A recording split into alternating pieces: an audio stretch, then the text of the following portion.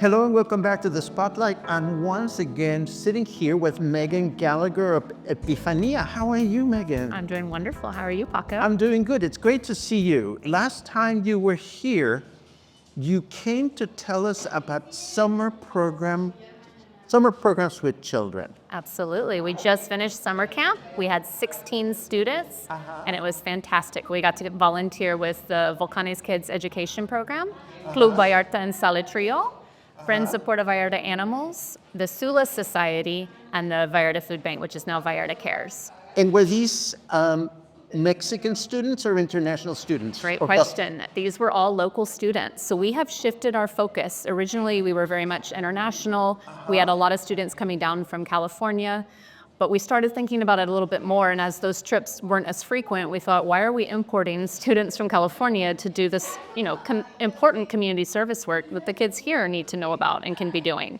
So we shifted our focus. We started a last Friday of the month event. There's no school the last Friday of the month, so it's wonderful for teachers. They get in-service planning. It's a nightmare for parents, especially ones that work full-time. So we started offering a last Friday service day where we would go to a different one of our community partners and take the students with us. Okay, that sounds wonderful. Let us backtrack for a second. And for those people that are not familiar with what you bring to the table, can you talk a little bit about the mission? Absolutely. So I've been a teacher for 20 years now, and one of my favorite things about teaching was always getting out of the classroom. I taught Spanish in California for many years, and I started doing a service learning trip. So I would take the students with me. We would fly down to Puerto Vallarta, stay in my best friend's mom's home, and do community service all week long. So volunteer, with different organizations, practice Spanish, practice ordering food in Spanish, really be immersed in the culture. And we had some fun too. We would go zip lining and swimming with dolphins. So I've been doing that the last 9 years. And we've made a shift recently and started working more with local students here in Vallarta. And it's been really, really great.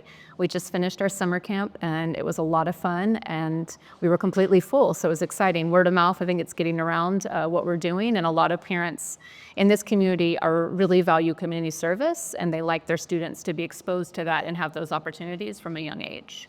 Is this a situation in which you find yourself having to find the organizations to benefit from the volunteers or the other way around?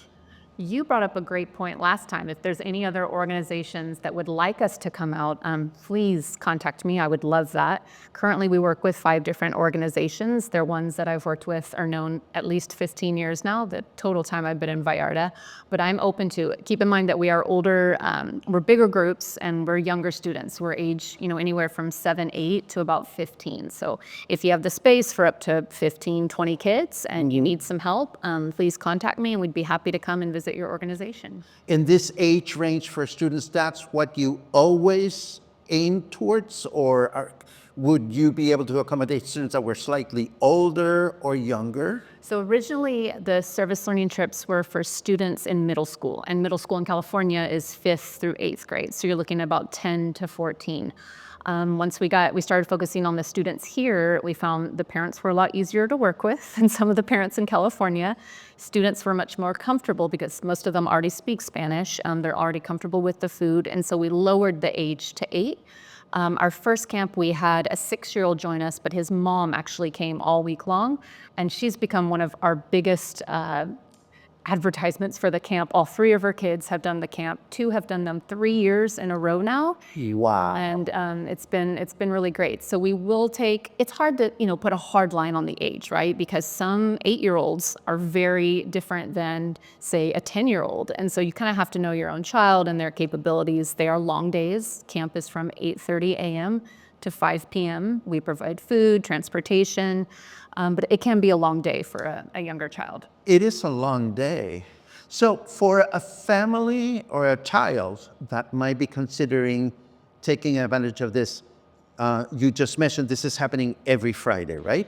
The last Friday of each month. The last Friday of each month. Friday of each month, there's no school in any of the schools in Vallarta. And so it's just a chance for the parents to work if they need to, go have a margarita if they need to. We take the kids from usually 9 a.m. until 12:30 or 1, depending on the organization that we go to and what their needs are. This particular Friday, which is in a couple of days, Where are you going? So this Friday, we're headed to what was formerly called the Volcanes Kids Education Program. It's currently undergoing a change in leadership. The new name is Viva Volcanes. We'll be going to that school, which is on the outskirts of town, kind of past PTL, Wapanole. Keep going. The road ends. Keep going a little bit further. And it's a really great community out there. There's a beautiful soccer field that the government helped build. And there's a shaded area for volleyball, basketball. There's also a library with air conditioning. So we read with the kids in English. We all have lunch together, and then we come back. There is no charge for the last Friday of the month. What we ask for is a donation to the organization. So a 200 peso donation per student, and then everybody wins. The students get the experience with the community that they're helping. The community organization benefits, and we benefit because they find out about Epiphania.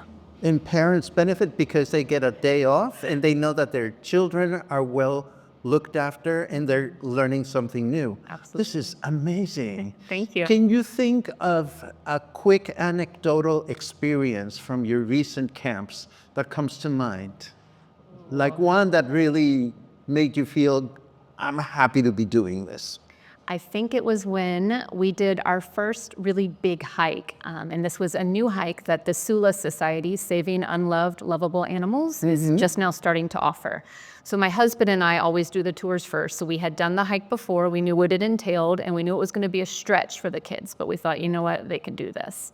So you start kind of past La Desembocada, near Rancho Capomo, and you cross the river maybe 7-8 times. So everyone was buddied up with an adult. I brought in extra adult chaperones that day. We had 9 chaperones for 16 kids, and we did it. We did the hike. It took about an hour and a half, and we got to the beautiful waterfall out there. And one of the younger boys, the 7-year-old, he'd been swimming in the water. He ran up to me and he gave me a big hug and said, "Miss Megan, it was so worth it. Thank you."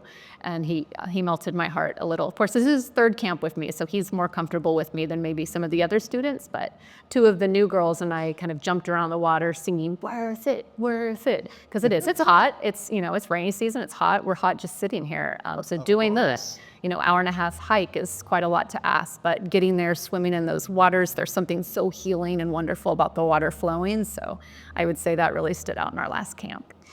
2 more questions. Number 1, where can people find out about this? Okay, well, we're on Instagram and also Facebook. I know Vallarta runs on Facebook, so you can find us at Epiphania Service Learning Company, and you can read our reviews, see photos, see what we've been up to, what we're doing next.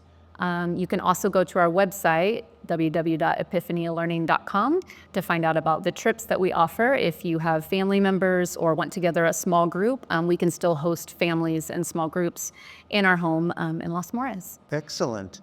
And the last question I have, unless you have questions for me, is there anything that we're missing? Have we provided all the information that people need to get excited about this Friday and subsequent Fridays when this is happening? Yeah, I think just keep checking back with our Facebook to know where we're headed next. And we'd love for you to join us in Volcanes on Friday. It's going to be a great morning. We'll play some soccer before it gets too hot. If there's any volleyball players out there, I will absolutely pepper with you. We'll have a yummy lunch and then, head back and enjoy the rest of your weekend. Megan, it is such a pleasure to hear from you. So nice to see you back here at the Spotlight. And as always, this is your house, your broadcast house. Whenever you have something wonderful to amplify for viewers out there, it is a pleasure to welcome you. Thank you so much, Paco.